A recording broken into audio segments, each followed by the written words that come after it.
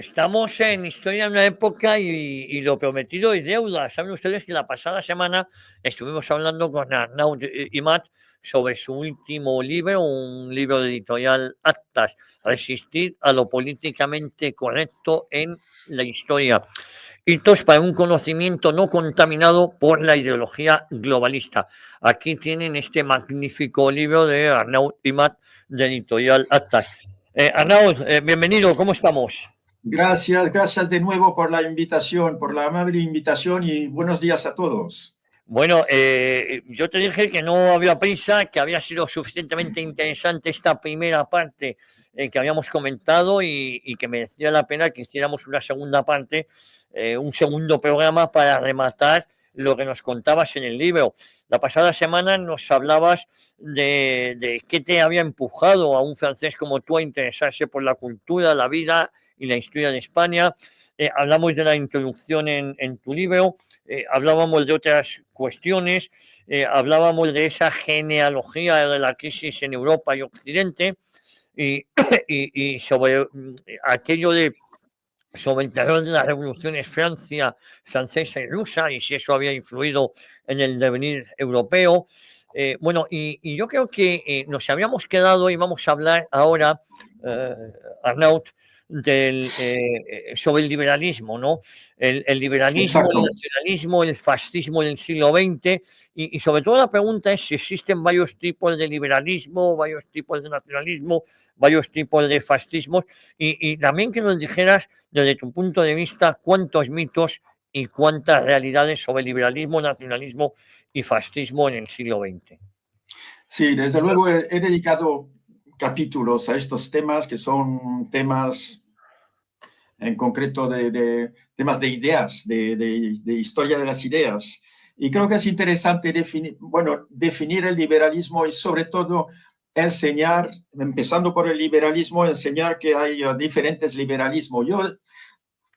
Se puede decir que hay en el fondo cuatro liberalismos. El liberalismo es el heredero de la Ilustración en el sentido que propone la defensa de los derechos individuales, defiende la democracia representativa y la economía de mercado o el capitalismo, según lo que uno quiere decir. Y se le reprocha ante todo el individualismo y el materialismo y el economicismo, digamos, pero al final hay cuatro liberalismos que son, hay un liberalismo que es el clásico jurídico-económico, el de Mises y de Hayek, digamos el primero que considera que el Estado debe ser un mínimo, ocupándose de las cuestiones de defensa y de orden público, esencialmente. Luego hay un liberalismo libertariano, que es, por ejemplo, el de Rothbard, que nos dice que al final el Estado es siempre el mal y, por lo tanto, y porque siempre es un agresor a la propiedad y con lo cual incluso ni siquiera incluso critican el estado residual digamos de la visión clásica del liberalismo. Luego hay un liberalismo intervencionista, o yo lo llamaría fiscalista, que el de Stuart Mill o de Keynes, y quiere, en el fondo, quiere obtener la igualdad entre todos. Y al final hay un cuarto liberalismo que es un liberalismo realista, un liberalismo que acepta digamos, la política y el conflicto, porque la política es siempre conflicto, y el conflicto, es decir, que no tiene una visión utópica, como recientemente oía Zapatero explicarnos que al final él dice, bueno, no lo conoceré, yo no lo voy a conocer, pero un día ni siquiera habrá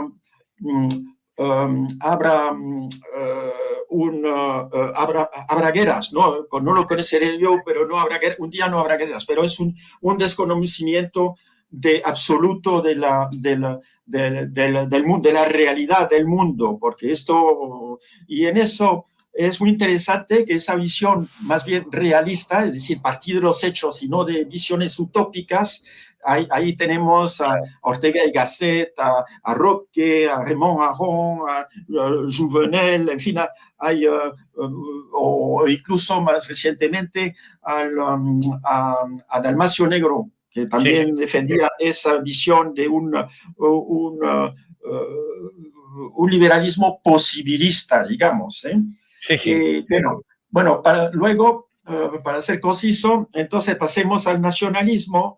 Y del nacionalismo también intenté mostrar que, bueno, primero hay que definir, porque a todos nos gusta, se prefiere hoy en día hablar de patriotismo, incluso, aunque la palabra es muy vieja, que de nacionalismo, porque el nacionalismo se ve como el mal. Pero en realidad el nacionalismo es la defensa del interés de la nación y en ese sentido, bueno, pues desde el siglo XIX, es una ideología moderna, ha existido en la derecha como en la izquierda. Y ahí tenemos en realidad dos tipos de nacionalismo, o se suele decir que hay dos tipos. El constitucionalista o voluntarista, como el alemán Habermas, o el histórico cultural, que es más bien defensor del bien común. Pero en realidad son inseparables, porque el nacionalismo viene con la idea de nación y de Estado-nación, y en realidad los dos nacionalismos coexisten, porque se necesita siempre, y lo encontramos siempre en las referencias de las constituciones, se necesita el consentimiento, pero también recuerdos comunes, y eso es el nacionalismo, que en realidad, repito, siempre se ha existido tanto en la derecha como en la izquierda. Y vamos por, si queréis, una palabra sobre el fascismo. Sí. Bueno, el fascismo, primero hay el sentido más común, que es el diablo, el mal, el insulto. Ya en los años 1970, un italiano hizo un ensayo muy gracioso se llamaba Claudio Quarantotto, creo, Tutti fascisti, es decir, que somos todos fascistas porque en realidad es el insulto. El insulto cuando uno ya no tiene argumentos, y es el insulto para todos los que no defienden los valores que uno defiende. Entonces, al final, como no se tiene argumento, pues se tacha al adversario de fascista. Pero en el fascismo, en realidad, si pasamos a un nivel más académico, se han dado más de 20 explicaciones, pero el problema es que si se tiene, hay un problema. El problema mayor es el obstáculo mayor que hay, es la diferencia que existe entre el fascismo italiano, que se inscribe en la tradición del Risorgimento y en la tradición republicana del Risorgimento, con Garibaldi, Mazzini, y lo que explica que, por ejemplo, la Sarfatti, que era la amante de Mussolini también, pues estuvo al principio influenciando y reescribiendo los discursos de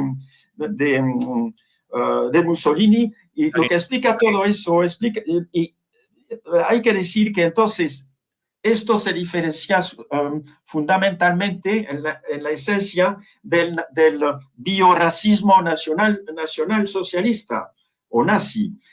Sí. Y cómo se puede comprar, es un obstáculo, cómo asimilar, amalgamar las dos cosas, cuando encima, por ejemplo, otro ejemplo en la realidad, el nazismo llegó a ser, si excluimos los muertos en las guerras, pero en los campos de concentración hubo entre 5 o 10 millones de muertos con el nazismo. Sí, sin embargo, en en el fascismo italiano, pues hay que decir las cosas como son. Puso 2.000 personas en la cárcel y ejecutó unas 30 personas. O sea que hay no hay una diferencia brutal, incluso en eso. Oye, eso es lo que se puede decir en sustancia y rápidamente. No es lo mismo una cosa que la otra, efectivamente, ¿no? Ya, eso. Por eso no es absolutamente, de una cierta forma, bueno, se suele hacer, pero hay un obstáculo que los historiadores de las ideas no llegan a superar. ¿Qué es eso? Oye, claro, Arnaud, ¿admites tú ciertas simpatías por el general de Gaulle y el gaullismo? ¿Por qué? Bueno, eso por varias razones.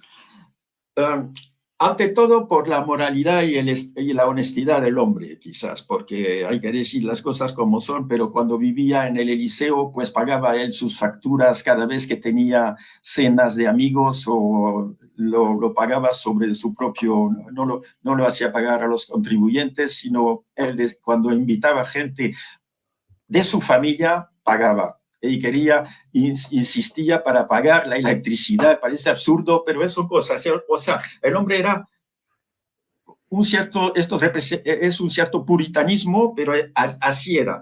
Luego, tengo simpatía porque después todos los sucesores han sido de una mediocridad abismal. Y después ha sido el apóstol de la tercera vía, que me parece importante, y sobre todo lo que llamaría la gesta de Gaulle, que es empezando con 1.200 simpatizantes y soldados exiliados, que esto no era absolutamente nada, todos exiliados en Inglaterra.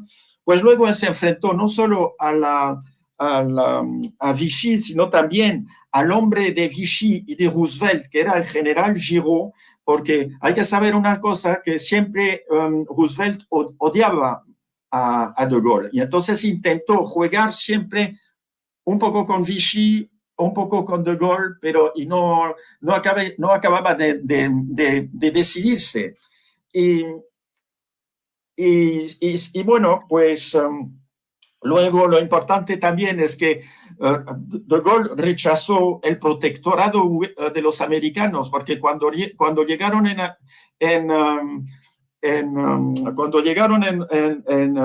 Francia, después de desembarcar en Normandía, pues hicieron imponer lo que llamaban ellos el AMGOT, es decir, el gobierno militar de los aliados para los territorios ocupados. Y por eso habían incluso impreso y emitido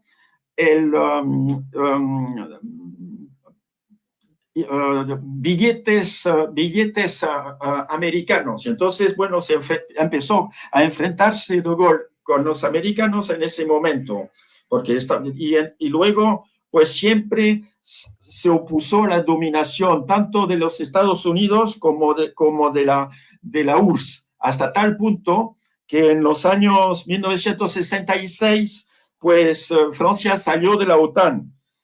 Luego, pues lo interesante también es que, como dijo un día, hemos ido de farol, pero yendo de farol obtuvo la posibilidad de firmar el armisticio con los aliados y con Alemania, y luego obtuvo ser miembro del Consejo de Seguridad, y lo que también era importante. Luego nos instauró una constitución presidencialista, pero con posibilidades de referéndum, y por eso en 1962, enfrentándose a la Asamblea Nacional, al Tribunal Constitucional, en fin, a todos, pues dijo, vosotros no lo queréis, pues vamos a ver lo que dice el pueblo. Hicieron un referéndum, y el pueblo francés dijo que sí, que quería que el presidente de la República sea designado por el pueblo, por el sufragio universal. Esto también es un punto importante, y esas posibilidades de referéndum desde 2005 nunca hemos tenido en Francia, porque en realidad la élite política tiene miedos de lo que puede decir el pueblo, y entonces evitan siempre, desde 2005, desde Sarkozy, nunca hemos vuelto a tener referéndum sobre temas muy candentes, por ejemplo, como la inmigración o temas así. Bien, en realidad, y también otro punto muy clave de De Gaulle es que desarrolló el arma nuclear, y con cierta visión de futuro decidió el todo nuclear para la energía, la producción de energía eléctrica. Esto es también una cosa que ahora tiene incidencias, pero desgraciadamente después hubo otras políticas, y esencialmente por parte de los dos últimos presidentes de la República, y con lo cual había la única ventaja que tenía Francia era las centrales nucleares, y desgraciadamente por la presión de los verdes, pues esa ventaja se ha perdido. En fin, Oye, sí. De Gaulle, para resumir todo, intento siempre conciliar la idea nacional y la justicia social, y por eso intento instaurar la participación de los asalariados en los beneficios de la empresa, en la copropiedad también. Y claro, esto una derecha más, había toda una derecha muy reacia y que no le gustaba esas cosas. Y bueno. Oye, y Bernau, Arnau, a mí me gustaría, es verdad también que luego está el suceso de Argelia. No sé si fue decepcionante para algunos el papel de De Gaulle. Sí, eso sí. Si hay una cosa negativa, bueno, la Cuarta República fue incapaz de hacer el proceso de descolonización. La Francia estaba dividida, completamente dividida, y por eso hubo incluso un golpe de Estado por parte de los... Y allí De Gaulle no fue, hay que decir las cosas como son, el aspecto oscuro de su personalidad, o los antigoristas lo llaman maquiavelismo, pero no jugó limpio con los Arqui y los Pieds Noirs, que son los franceses de allí. Esto indudablemente.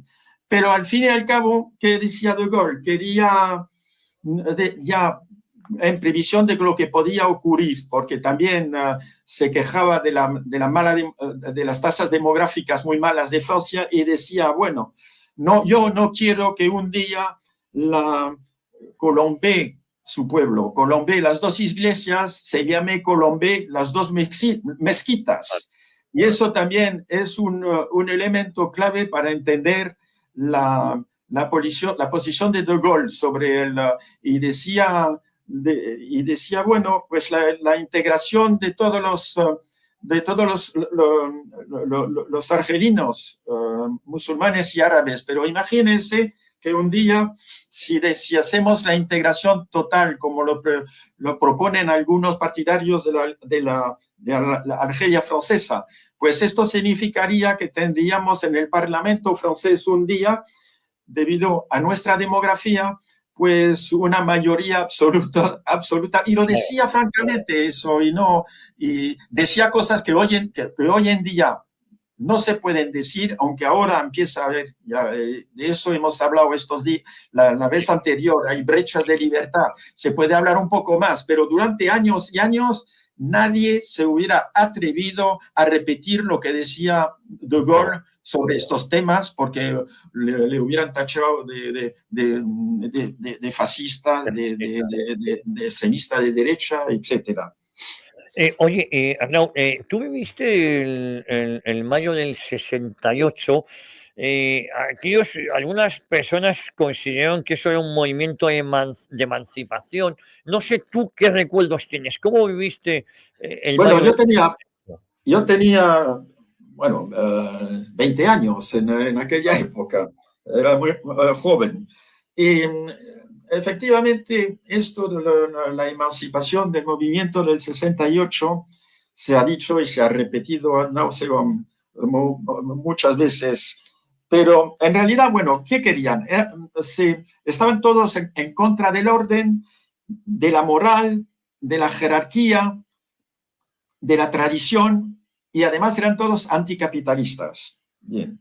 En aquella época había, digamos, 15.000 activistas que eran todos marxistas o neomarxistas en la Universidad Francesa, 15.000 en aquella época había 500.000 estudiantes, ahora creo que son 2.500.000, 2.500.000, entre 2.500.000 y 3 millones, pero de esos 500.000 casi todos eran niños, hijos de la burguesía. Y pues bueno, lo interesante es que, o lo gracioso, digamos, más bien, es que, bueno, antes de decir eso, el detonante fue también la reivindicación de la libertad sexual entre los estudiantes, porque decían, hombre, ¿y qué significaba eso? Que los estudiantes querían poder, los varones o los chicos, querían poder entrar libremente en las habitaciones de las chicas. Bueno, no sé si previamente se había pedido autorización a las chicas, pero es otro tema. Y entonces, bueno, pues allí empezó todo el cisco, incluso con las orgias del patio de la Sorbona, delante del retrato de Lenin, que por cierto era más bien él mismo, digamos, más bien puritano en estos temas, pero era así.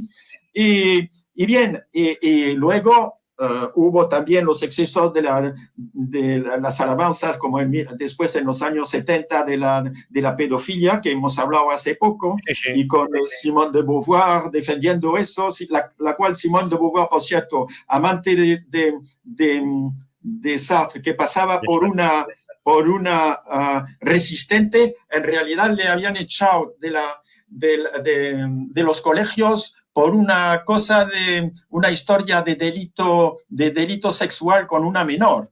Pero eso, claro, después de la liberación no se podía decir.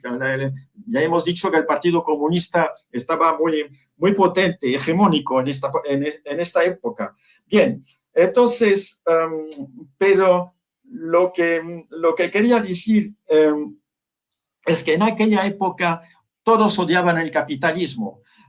Pero lo gracioso es que después todos, o casi todos, salvo una minoría, pero muy pequeñita, todos se lanzaron en los pasillos del poder.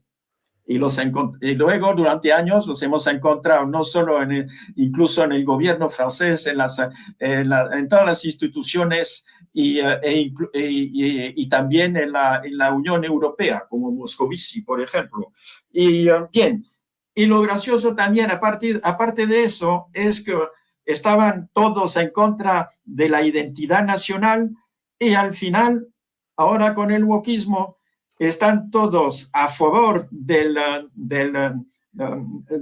género, a favor de una cierta forma de la raza o sea, de microidentidades, no de la macroidentidad nacional, pero defienden microidentidades, que es un poco, bueno, es extraño, pero es así. Bueno, es como la izquierda ha evolucionado, yo creo que cada vez a peor, ¿no? Desde luego.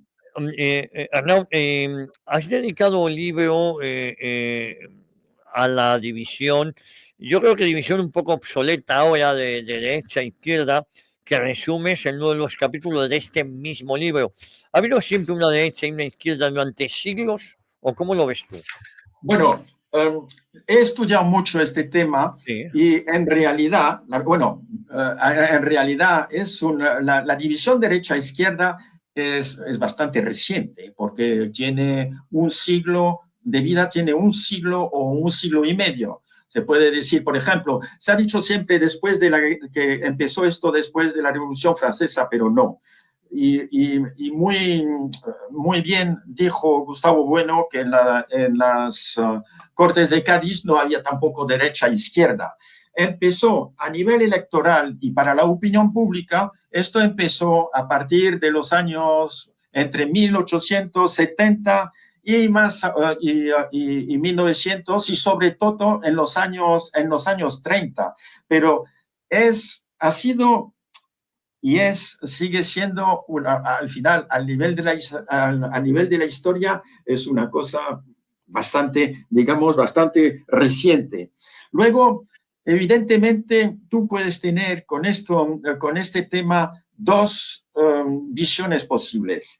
Hay una visión que es esencialista o filosófica, que considera que, bueno, en el fondo siempre ha habido derecha e izquierda, porque tú vas a decir que las sociedades tradicionales eran de derecha y las sociedades modernas de izquierdas, o que la igualdad se enfrentó siempre a la jerarquía,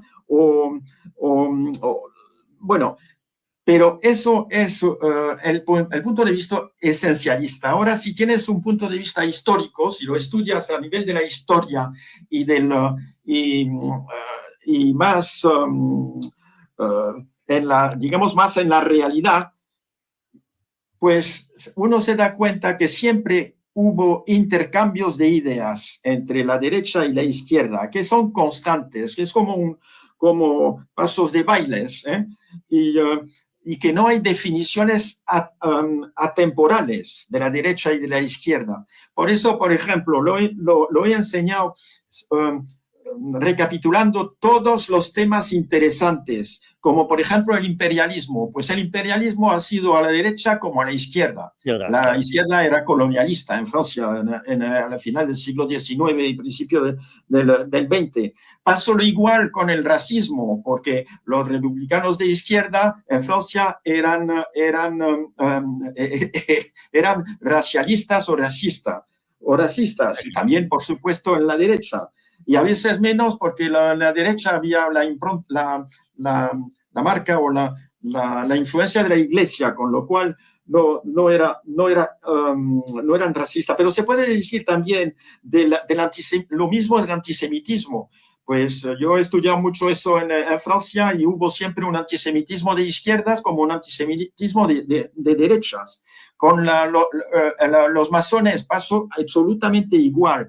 Con el cristianismo siempre ha habido un anticristianismo de izquierda, pero ha habido también una derecha pagana anticristiana. En fin, se puede decir del antiparlamentarismo también, o la actitud ante los derechos humanos. Por ejemplo, pues hay que saber que los comunistas los consideraban como derechos burgueses antaño. Hoy no dicen lo mismo. En fin, con la tecnocracia, otro tema también, hubo actitudes antitecnocráticas en la derecha como en la izquierda. Y por eso esa división ha sido muy criticada por muchos autores, como Ortega y Gasset, como Raymond Aron, como Julien Freund, como Constanzo Preve actualmente, Castoriadis, Baudrillard, en fin, Christopher Lasch, el americano, en fin. Eso es lo que puedo decir sobre el tema. Yo creo que hoy en día, tanto para los autores esencialistas como los historicistas o relativistas, pues hay la verdadera división es la que opone los pueblos arraigados con las élites que son vectores del desarrollo, es decir, entre los defensores de la soberanía y de las identidades de los pueblos contra los partidarios de la gobernanza mundial. Eso me parece la clave de la división actual. Oye, Arnau, Al-Ándalus, la Hispania musulmana, se ha presentado a menudo como un remanso de paz, como un paraíso multicultural que fue destruido por los bárbaros cristianos del norte. ¿Hasta qué punto a estas alturas se puede seguir dando crédito a esta visión tan idílica y, desde mi punto de vista, tan alejada de la realidad? Bueno, yo no voy a andar con rodeos. Esto me parece bobadas, fantasías de ideólogos. En realidad, pues, ¿qué hicieron los árabo-musulmanes cuando entraron y cuando invadieron a España? Hispania, pues implantaron un régimen de terror. Claro, al principio pues hubo una cierta tolerancia con las comunidades cristianas y la pequeña comunidad judía, pero Sí. perdóname. Nada, no te preocupes, estas son cosas del Sí, directo. Sí. sí. Y, o sea, sí, las toleraron esas comunidades al principio, luego ya dependiendo de las circunstancias, pero en el siglo XII con los almorávides ya se acabó la historia y en realidad han sido siempre comunidades humilladas y se puede decir que implantaron un verdadero régimen de terror. Bueno, eso basta con leer los libros. Hay libros, estudios fundamentales que se han hecho, como por ejemplo el libro de Serafín Fanjul, que he traducido, que hemos, bueno, he participado en la traducción, en la publicación en Francia. También hice lo mismo con otro de Rafael Sánchez Saúz, que es fantástico, y otro de Dario Fernández Morera. Yo creo que con estos libros hay la respuesta definitiva a nivel científico. Y en realidad no puede haber convivencia, eso no hay que buscar con una varita mágica una convivencia perfecta, tomando como ejemplo al andaluz. No, la convivencia solo se puede tener hoy en día con las comunidades musulmanas a partir del momento que respetan nuestras leyes, nuestras constituciones, nuestros hábitos y nuestras costumbres. Claro. Oye, Arnaut, yo te quería preguntar también, hace unos años se puso de moda el negar la existencia de la leyenda negra, ¿no? Según algunos historiadores y periodistas, no era más que una falsa percepción de los españoles tenían de sí mismos, una especie de paranoia colectiva. ¿Qué opinas al respecto de la leyenda negra desde tu punto de vista? ¿Es creíble Bueno, o forma parte de esa autoflagelación? Hoy se niega todo, Todo. incluso se niega absolutamente todo, pero bueno, la leyenda negra es indiscutible y basta leer los libros de Marcelo Gullo que he publicado también Claro. recientemente en Francia y que ha sido también un éxito, o el libro de Roca Barea. Yo creo que, y luego hay una veintena de historiadores que hacen autoridad y que lo han demostrado. Bueno, lo que pasa es que esa visión del papel de España, esa visión siniestra de España, por ejemplo, con los 4 pilares al andaluz, que ha sido invadida, como dicen, por los bárbaros cristianos, o la Inquisición, que no paró de impedir toda posibilidad de ciencia, incluso la lectura, o que impidió a los españoles en el siglo XVI de irse cuando ellos eran precisamente el país donde más movilidad había de las élites culturales, pero entonces una Inquisición donde dicen que hubo centenares de miles de muertos, cuando sabemos ahora que se sabe que han sido posiblemente 1.500, entre 1.500 y 4.500, cuando sabemos que en Alemania en aquella época se quemaban a brujas a montones, más de 50.000.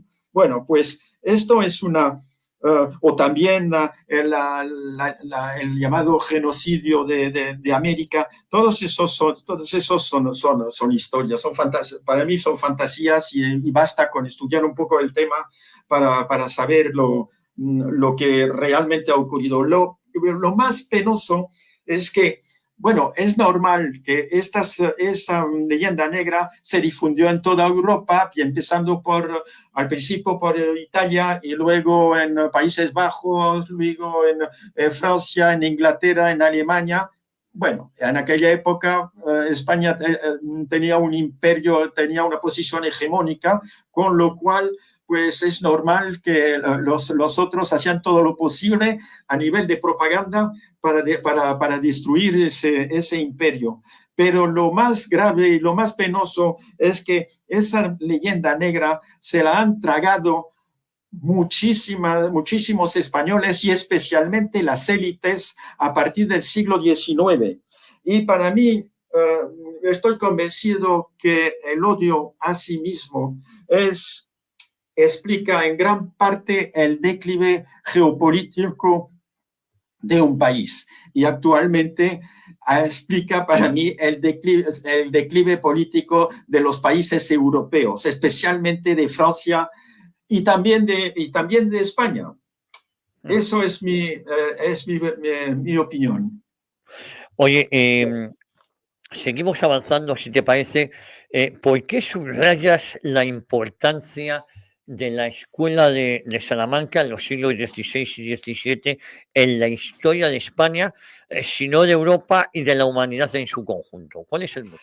Bueno, yo creo que esto es muy sencillo. En la escuela de Salamanca o la escuela hispánica, como que también se Sí, puede llamar así, bueno, pues siglo XVI, siglo XVII, a nivel de actualmente, o mejor dicho, a partir, pero hizo falta que pasasen muchas décadas. Solo en el siglo XIX se empezó a decir, o juristas no solo de España, sino juristas de Francia, de Alemania, de Inglaterra, admitieron, porque solo al principio del siglo XIX, que habían sido los precursores y los fundadores del derecho internacional público, y por eso tienen una trascendencia, una importancia muy importante, muy grande.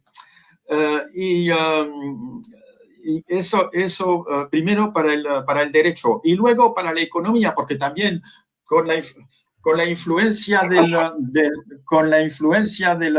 del protestantismo, pues durante años, por no decir siglos, se criticó la escuela de Salamanca desde fuera sin leer nada, sin saber nada. E incluso, por ejemplo, Grotius con el derecho que se sabía, bueno, que era el jurista más alabado, pues él, como no decía que había sido muy influenciado por Vitoria o Suárez, pues claro,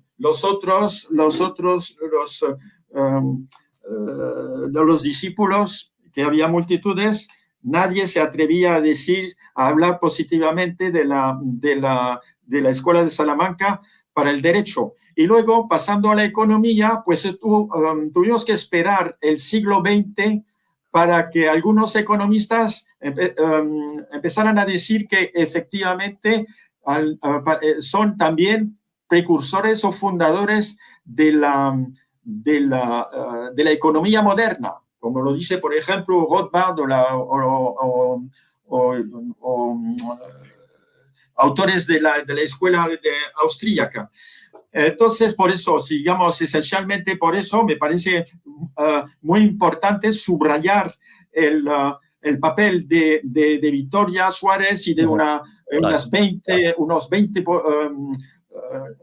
autores famosos que merecen y merece subrayar la importancia que han tenido en la historia de las ideas.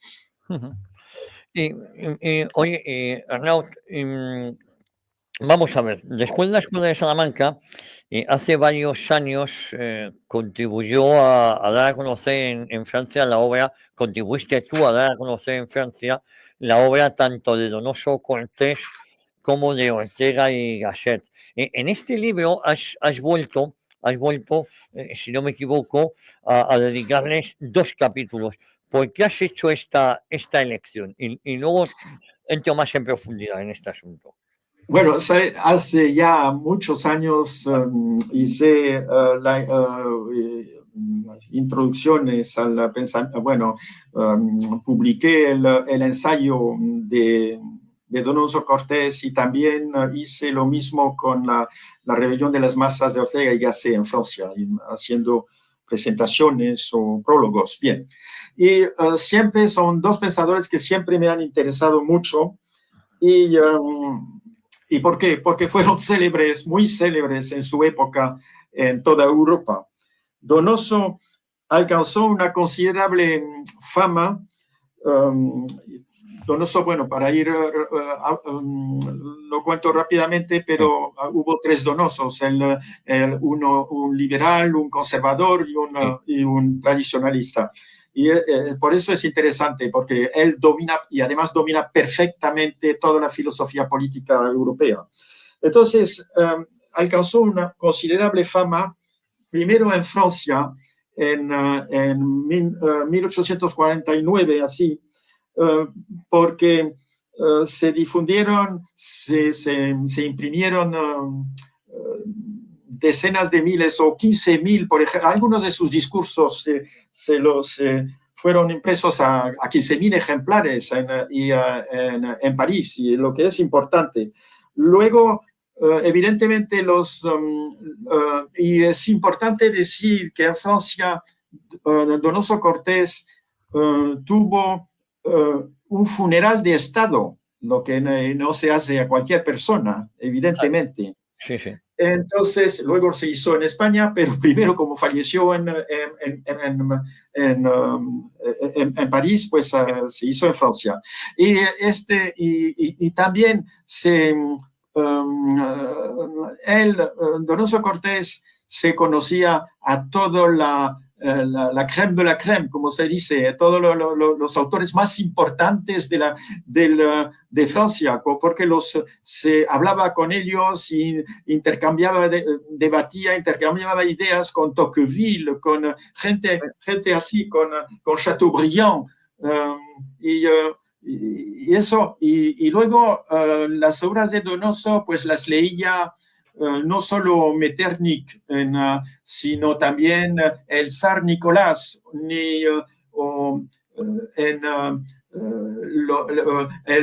luego Napoleón III, pues llamaba, como era embajador allí en Francia, pues él llamaba para preguntar por su opinión sobre diferentes temas. O sea que tuvo mucha importancia en Francia. Sí. Y luego, bueno, a nivel de su, digamos, filosofía política es interesante porque asestó un golpe mortal a la filosofía progresista de la historia y anunció la llegada de un despotismo gigantesco, que es una obsesión de todos los autores europeos desde hace décadas, o de muchos de ellos.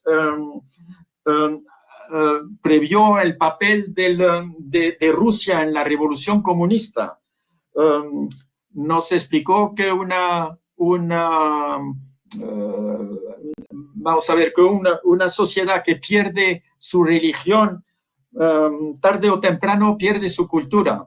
Y esto, cada vez que digo eso, pienso en Chirac, que no quiso que se introduzca en el Tratado Europeo una referencia al cristianismo de Europa, lo que es absurdo, y ya vemos cómo estamos evolucionando.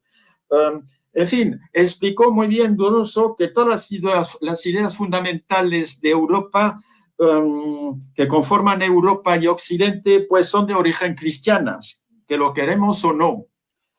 Sí, sí. O han sido readaptadas por el cristianismo. Oye, fíjate. Sí. No, acaba, por favor.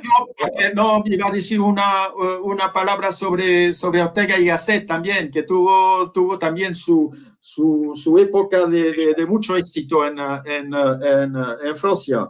Y él también es muy importante porque hoy en día muchos observadores políticos deploran la fractura que existe entre la élite y el pueblo, y evidentemente es un tema que explicó muy bien Ortega, que era un liberal, pero un liberal cívico-cultural, en el sentido que él decía, bueno, en el orden de preeminencia hay primero la cultura, luego la política y solo en último rango la economía. Y explicaba que el hombre masa, en realidad, el hombre masa, ¿qué es el hombre masa? El que rechaza cualquier forma de superioridad. El hombre que exige ventajas para él y que niega de ver nada a nadie. Es lo que decía Gandhi, el indio Gandhi, que decía, bueno, esto de los derechos humanos, pues a mí les voy a decir una cosa, mi madre, que era una analfabeta, me decía siempre que derechos, no hay derechos sin obligaciones, sin deberes. Bien.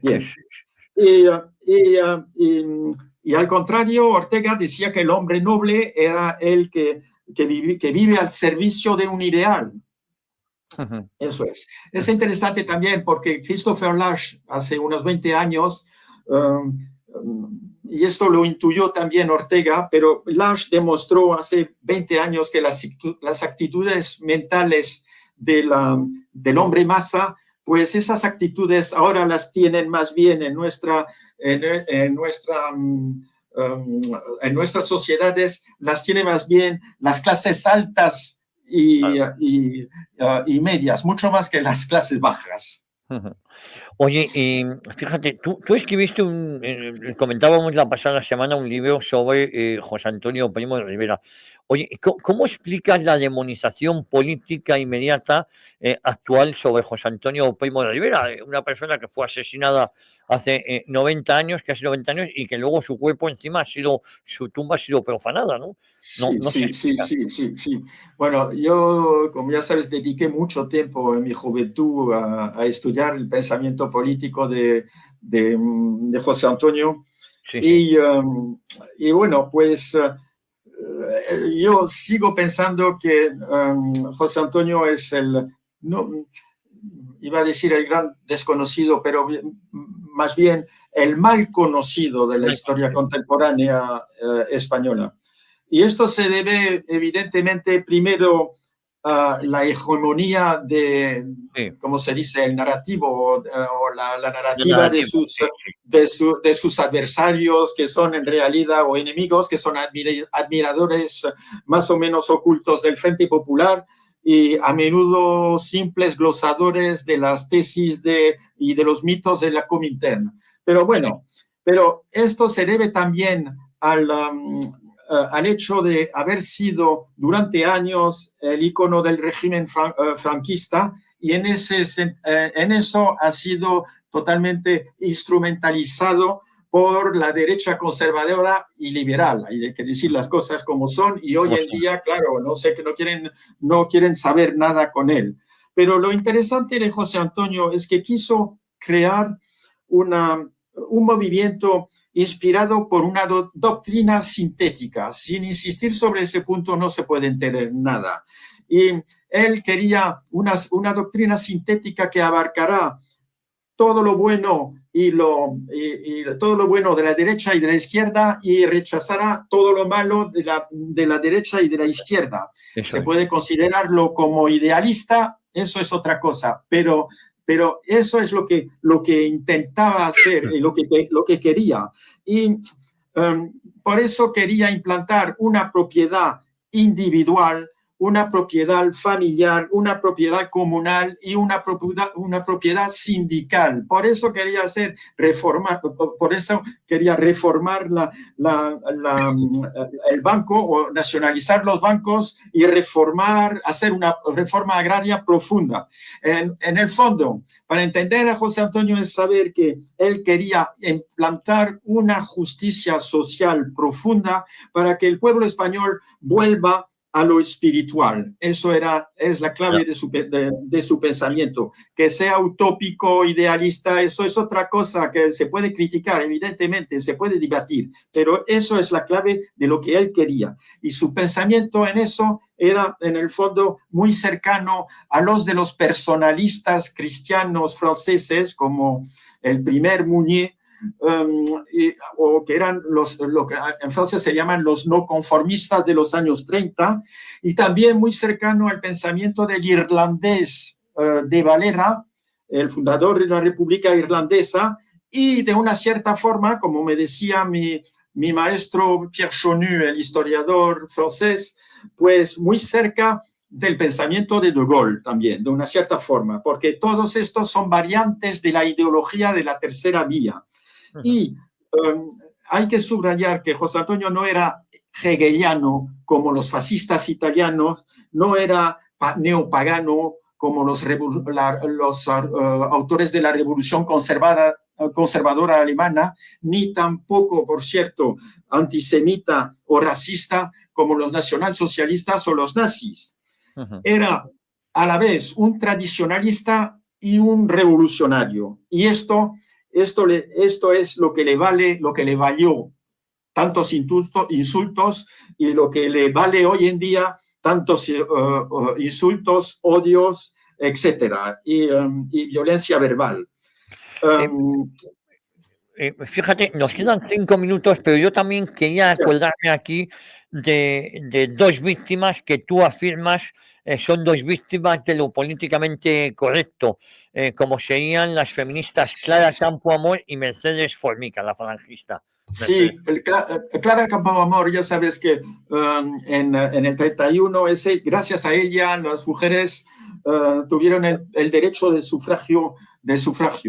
Pero lo que hay que saber es que en ese momento, cuando lo pidió que se inscriba en la Constitución de aquella época, pues tuvo que enfrentarse a las diputadas radical socialistas como Victoria Kent o a la política socialista Margarita Nelken. Es decir, que en aquel momento la izquierda no quería ¿y por qué no quería ese derecho de sufragio para las mujeres? Porque sabían que las mujeres votaban a los partidos católicos, más bien. Entonces se tenían miedo. Y por cierto, luego se lo reprocharon hasta el final. Tanto los sansanistas como los socialistas le reprocharon haber facilitado o favorecido el triunfo el triunfo electoral de las derechas en 1933. Bueno, pero lo gracioso es que luego los socialistas, y recientemente, se lo han querido acaparar y decir mira lo que hizo. Bueno, en realidad, Campoamor tuvo que exiliarse porque la querían asesinar, y cuando estuvo en París y en Suiza, escribió un libro terrible criticando el Frente Popular. Pero claro, eso no se dice, como no se puede hablar hoy en día de Mercedes Formica, abogada que al final reformó 66 artículos del Código Civil español que discriminaban entonces a la mujer, pero su figura está silenciada y olvidada porque toda su vida se definió como José Antoniana. Oye, ¿y quiénes fueron los principales responsables, desde tu punto de vista, de la guerra civil de 1936? Y para acabar, ¿qué opinas de esas leyes de memoria histórica y de la voluntad del gobierno de Sánchez de reactivar esa memoria que presenta, además, ni más ni menos que como justa y reconciliadora? Bueno, la guerra civil, ya sabes, es un tema, cada vez parece que es extraño, pero han pasado 90 años, pero parece que es cada vez más candente y un tema candente de división, ¿eh? Sí. Y yo creo que eso más que nunca. Y la culpa la tiene en gran parte el gobierno socialista, que claro, para calmar a sus aliados de extrema izquierda, como no pueden tocar los fundamentos de lo que llamaban antes el sistema capitalista, pues tienen que remover y hacer cosas a nivel cultural, y por eso Pero hay una realidad histórica que ellos, digan lo que digan, no pueden esconder. Es que en esa guerra civil la responsabilidad no es la responsabilidad del pueblo español, es la responsabilidad de las élites políticas y esencialmente tres personajes claves que eran Francisco Caballero, Manuel Azaña y Niceto Alcalá Zamora. Y en cuanto a la responsabilidad del Partido Socialista, pues a mí me parece un partido socialista que en aquella época no tenía nada de socialdemócrata como el pobre Besteiro, que era totalmente aislado, sino un partido socialista totalmente bolchevizado. Y la responsabilidad del Partido Socialista en aquella época es aplastante. Bueno, lo dijo tajantemente el liberal antifranquista Salvador de Madariaga, cuando dijo que al final, con la rebelión de 1934, la izquierda española perdió hasta la sombra de legitimidad, de autoridad moral para condenar la rebelión de 1936, y menos aún sabiendo también que hubo un pucherazo en febrero 36. En fin, basta leer. De todas formas, no hay que leer libros de franquistas, basta leer los juicios de Ortega y Gasset, de Pérez de Ayala, de Marañón, de Sánchez Albornoz, de Alejandro Lerux, de Unamuno, todos que eran en el fondo demócratas liberales, los auténticos demócratas y liberales, incluso los fundadores de la República, pues todos tienen al leer sus testimonios, pues uno sale de dudas y entiende perfectamente cuál ha sido la responsabilidad de las izquierdas en aquella época. Y en final, para rematar todo, pues hay que decir que a pesar de lo que digan lo que digan las leyes memoriales, pues la legalidad democrática fue destruida por el Frente Popular. Y es eso lo que produjo la sublevación.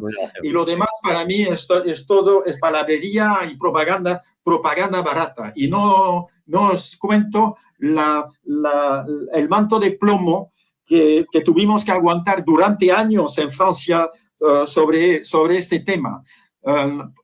Stan Le Pen, por ejemplo, yo publiqué su libro 40 preguntas sobre la guerra civil española, 40 preguntas fundamentales, y me costó encontrar una editorial y en realidad, ¿qué es lo que pasó con Stan Le Pen? Publicó en Francia un libro sobre la Falange hace años y luego tuvo que esperar 40 años para romper la omerta que existía sobre su nombre y publicar su libro, el que acabo de mencionar, es decir, 40 preguntas fundamentales sobre la guerra civil. Pasó un poco igual con el libro Los mitos de Pío Moa. Pues han sido 20 años y ni os cuento ¿cómo se dice? Las trabas, las dificultades que he tenido para al cabo encontrar una editorial y para que sea luego también un éxito en Francia. Pues Arnau y Matt, se me han hecho cortísimos estos 2 episodios. Te felicito por tu último libro, Resistir a lo políticamente correcto en la historia. Un libro de editorial Actas. Te mando un abrazo muy fuerte y la promesa de que seguimos en contacto tú y yo. Igualmente, os mando también un abrazo a ti y a todos los oyentes. Muchas gracias, Arnau. Muchas gracias y mil gracias por haber participado. Un abrazo. Adiós.